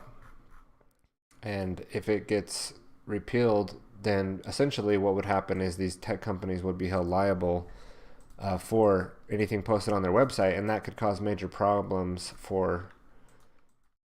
That's too bad that I was muted, because I was doing a really good impression there on what the people over at the Royal Institute for International Affairs, the Council on Foreign Relations, and how much they love you and how much they care about you and care about internet liability and things like that. And also how much Maury Strong and how much Cecil Rhodes and the people that were trying to get the United States involved in World War and involved in the United Nations for peace, back then was called the League of Nations, love you, and how they had to make a Council on Foreign Relations think tank entity to influence and propagandize the American people in such a way that they would get themselves involved in something like a world governance organization known as the United Nations. Those guys over at the Council on Foreign Relations wanted to let you know that if Section 230 gets repealed, essentially what would happen is these tech companies would be held liable for their content and the posts of their users, and then that could cause a lot of legal action, that could cause a lot of problems for them, that could become too big of a risk for them to be staying in business or to keep the users on their platform. So what do you think they would do at that point? They would then start doing a mass censorship and mass banning of people, even more so than they are now, such as like what went on with Trump the other night, where they just outright banned him for posting that people should go home and stop protesting, and then they banned him or something like that. I don't remember what he posted exactly. But yeah, so why was it ever passed? Section 230 was conceived in response to two court cases in the 1990s that dealt with the liability of internet companies for defamation posts on their website. In one case, a federal court in New York ruled that the company CompuServe was not liable because it was merely a host and did not moderate any of the content on its forums. And, again, we're going back to where people stand on this kind of stuff. I know it's not just one way, but would you be more in the freedom would allow people to post on these platforms and not have the platform be held liable for everything that goes on, because people should have freedom of speech, and the modern way to do that is through publishing on the internet. And these common forums are not just private companies that can just do what they want with the users on their forums. That right there is problematic in thinking that way. They're provided that you can go and create these free accounts on these open forums where you should be able to post and speak freely, especially if you're not inciting violence or like inciting violence against children. But now there's central authorities which can decide where you can speak and what you can say and how you can say it. And this is really problematic for companies like Library, like Minds, like BitChute, like Parler, who can then have a lot of problems if they're allowing certain users on their platforms. And I could see this as being a big war on alt tech, and we could only have like a few that survive through this. There could be,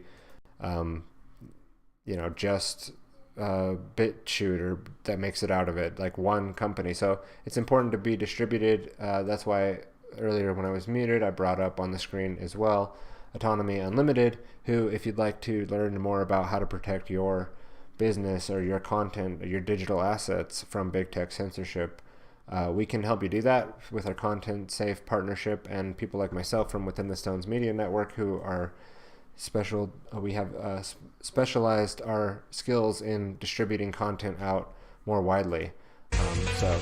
Order of free can't depend on unpaid subscribers. Watch that video, learn more about Content Safe.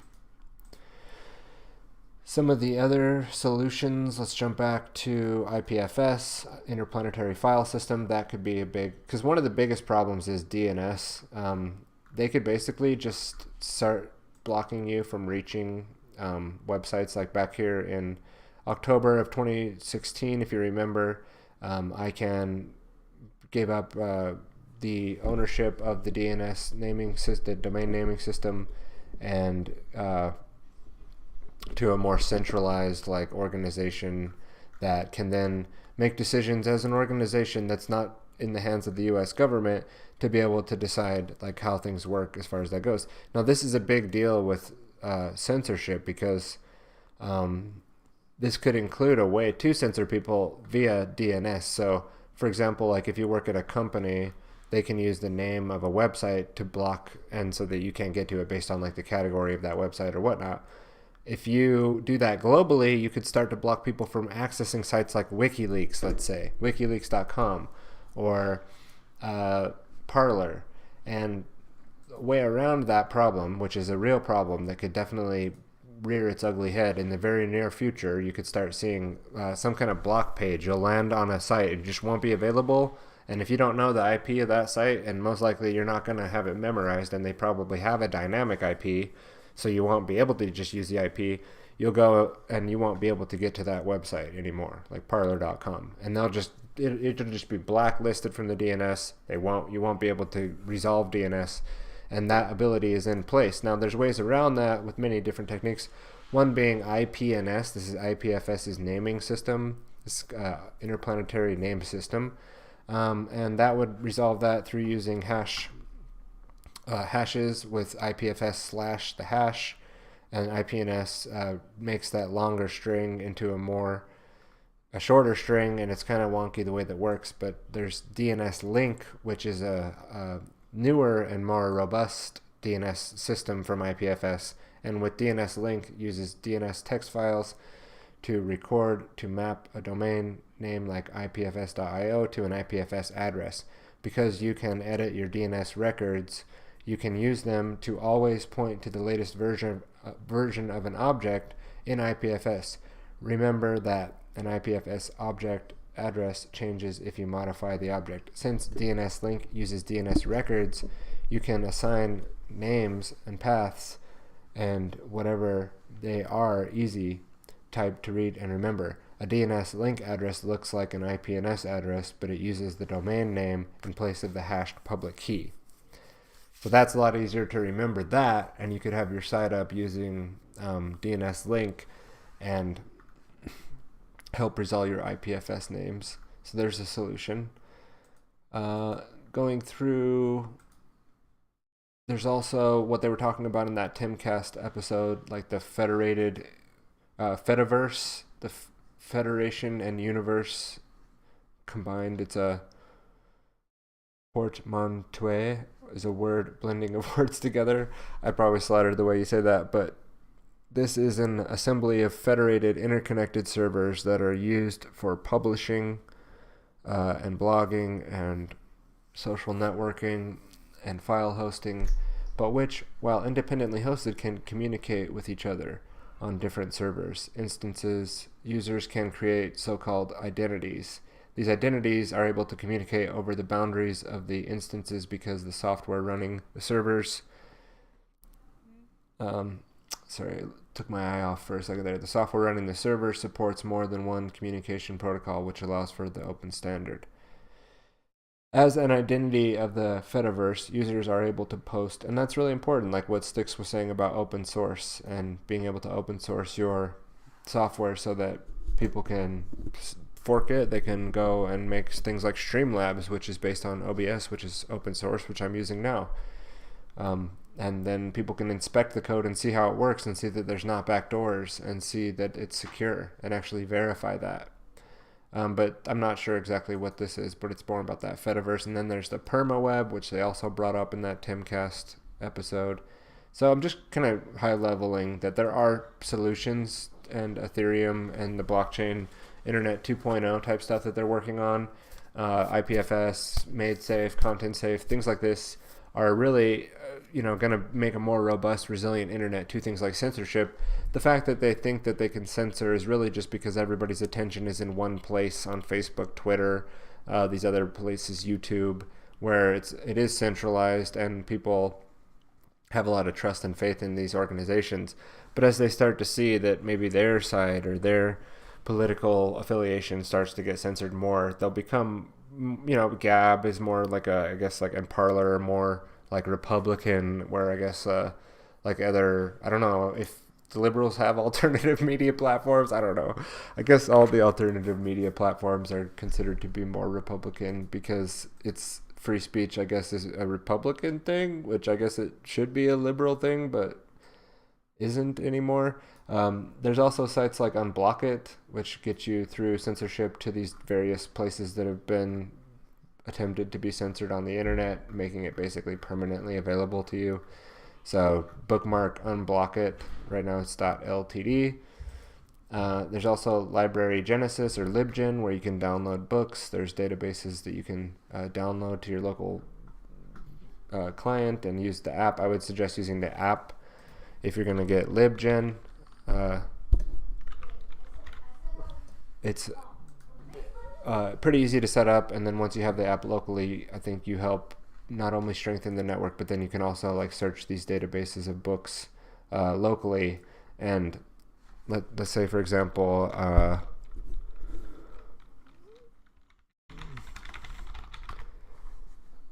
Tragedy and Hope, The World in Our Time. Now, digital books have their downsides, right? They might not be the full version. There might be things wrong with it. There could be a scanned copy, but as you can see there, like if you just needed the text to reference, you can go get it pretty easily.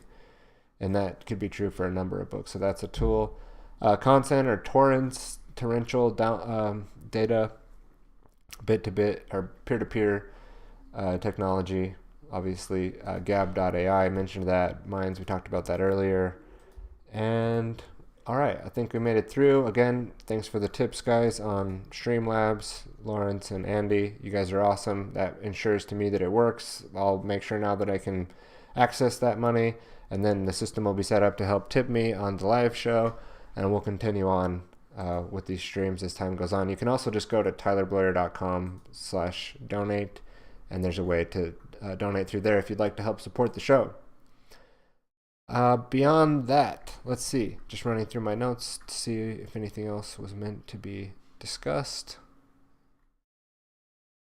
I think what we'll do is just close it out with some comedy.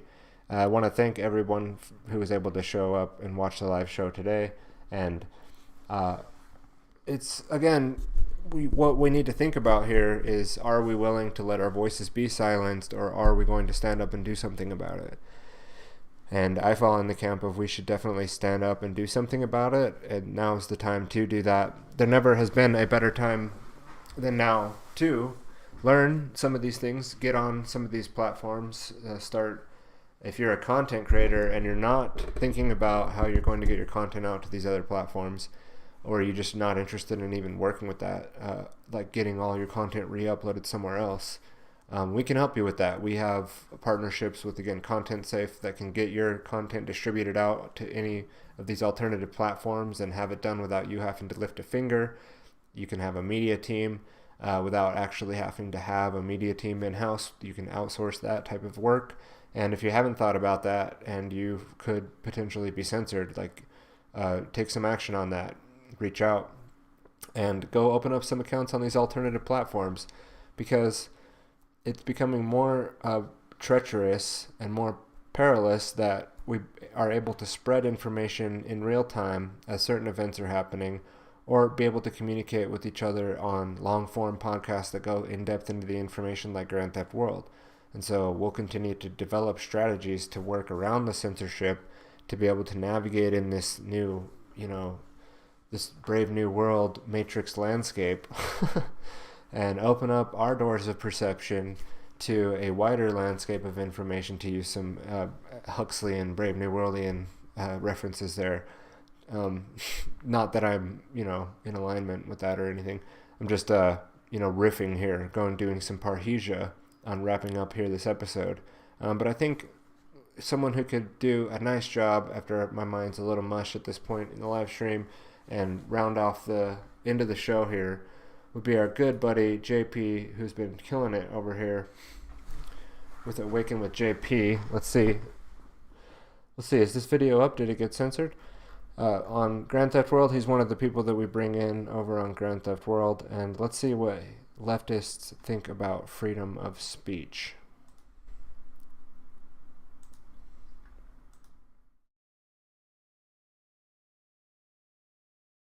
Right after this message from your corporate sponsor. Hi, friend. Hello, comrade. Do you like free speech? I do not. In fact, I'm censoring you in my mind right now because big tech isn't here doing it for me. Thank you for being so considerate. Free speech is the worst, right? Absolutely terrible. What don't you like about it? I can't say. Can't say or don't want to say? Preferably both. I know, in a perfect world, right? It just feels so good to not be able to say what I have to say. Like how not being able to go to the bathroom when you have to go feels good. Exactly. That's why people always feel happy when someone keeps interrupting them. It prevents them from saying what they want to say. I love that. And in banning free speech news, I'm elated to say that Nancy Pelosi is trying to ban gender terms like mother, father, son, and daughter in the House rules. Ooh, I am glad. Reality is so unscientific. She'll take sons and daughters away from their mothers and fathers. Well, in speech first, and then. I know. She's a national treasure. I hate people who aren't Nancy Pelosi. What do you hate most about free speech? Hate speech? It's everywhere, isn't it? Yeah, and if people didn't have the right to speak, then there would be no more hate speech. Yes! Brilliant. I not only wish we didn't have the right to speech and hate speech, I wish we didn't even have the right to talk about hate speech. I hate rights. Revoking all the speeches would cleanse the world of hate and everything. Good. I hate hate. And then you'd have a loving world, born from the hate of freedom of speech. Hate's the only way to express love. Is talking about the hate of freedom of speech hate speech? No, it's communism. That's much better. But we're calling it virtue while the communist subversion indoctrinates the sheep through the mainstream media. For how long? Until the next election cycle. Biden and Harris, 4 more years. As if we had a choice. They stopped the spread of ideas. I love that because I hate ideas. We should kill ideas. That's a great idea. Ideas are the worst. People can think them and then spread them through words. Barf shouldn't be able to do that. It puts people at risk of thinking for themselves. And then do you know how dangerous free-thinking people are? They're like if you gave a polar bear a gun and then put it in a room full of children covered in soy-based meat. Yeah, I know. Polar bears love that kind of thing. Free-thinking people would ruin the world. And the New World Order. Do you like what big tech is doing? With the genocide of free speech? Yeah. Love it. Social control is my love language. Mine too. But my only concern is they're still leaving people with the right to be alive. So they could be doing more. I think they're working on that. How so? They've brought in the World Health Organization to guide all their users. Oh, thank God. Yeah, so it's being taken care of. What do you hate most about freedom of speech? I'm not telling. Why not? Because I don't want to talk about it. Why? What's wrong? I see what you did there. I didn't want to talk about it because I hate speech and you'd have to use speech to talk about how you don't like speech. Good one. I just wish we couldn't talk about it to point it out like we're doing now. Yeah, don't even mention it. How do you think freedom of speech is dangerous? I'd love to talk about that. Me too. It's the second leading cause of death. What's number 1? COVID. How many people has it killed? All of them. How many has freedom of speech killed? The rest of them. I'm not surprised. Ideas and information, those are the real viruses. Destroying lives all over the place. I hate information. All information is misinformation. What's your most trusted source of misinformation? I think all of the mainstream media is very trustworthy with it. I trust what they tell me to think more than what I actually think. You still think? Sometimes I have the ability to. It's kind of messed up, man. And I apologize, I just gendered you. I know, I'm not proud of it. But if we keep abolishing free speech, making it a crime to speak my mind, then I won't be able to speak my mind. Then I won't know what's on my mind. And then I won't have anything on my mind. And then I won't be thinking. But I'll still have the ability to be told what to think, and I'll think that what you're told to think is what you actually think, even though you're not thinking at all. Exactly. My mind will be controlled, so I won't have to worry about controlling it. It's like having someone else mow your lawn for you. What a luxury. The freedom to say words, like what do these people want next? The freedom to poop wherever they want? Precisely. Freedom of poop? That would be just as absurd. The exact same amount of absurd. Freedom is unsanitary. Less freedoms, please. Is that too much to ask? Having less freedom of speech should start by all of us covering the very thing that makes speech possible.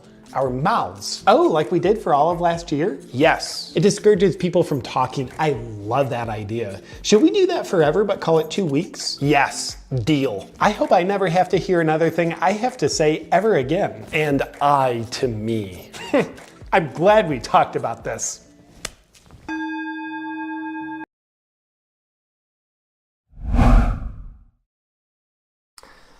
All right, everyone. Well, thanks for joining on the TylerBloyer.com live stream today. And those watching in the future, you're welcome to reach out and say what's up, Tyler at TylerBloyer.com. If you have any questions, you can get those questions in. We'll address them on the live show. You can also subscribe at tylerbloyer.com/subscribe to the email list, and we'll be talking about future updates through there. Watch us tomorrow night on the GrandTheftWorld.com podcast, where we'll uncover some of the more things going on recently this week, including the storm of the Capitol and some of the censorship stuff that's been going on. We'll dive a lot deeper into it, and I'm sure Richard will be able to provide a lot better context than I could have here on this show. But we appreciate him and his work and his ability to share that work out so that we can then cover it here on shows like this and help it reach a wider audience, hopefully. And from there, like I said, I wouldn't plan on TylerBloyer.com, this particular YouTube channel, being around too much longer on YouTube, but we'll have backups. We are already backed up in all kinds of other places.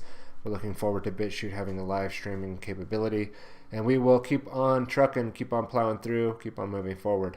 Sorry today about the tech hiccup where I was muted for probably over 2 minutes, but that kind of stuff happens, and I am figuring out how to make sure that it doesn't happen again. I appreciate Cassandra very much for coming and telling me that and helping make the quality of the show better. Thank you, sweetie. Love you very much.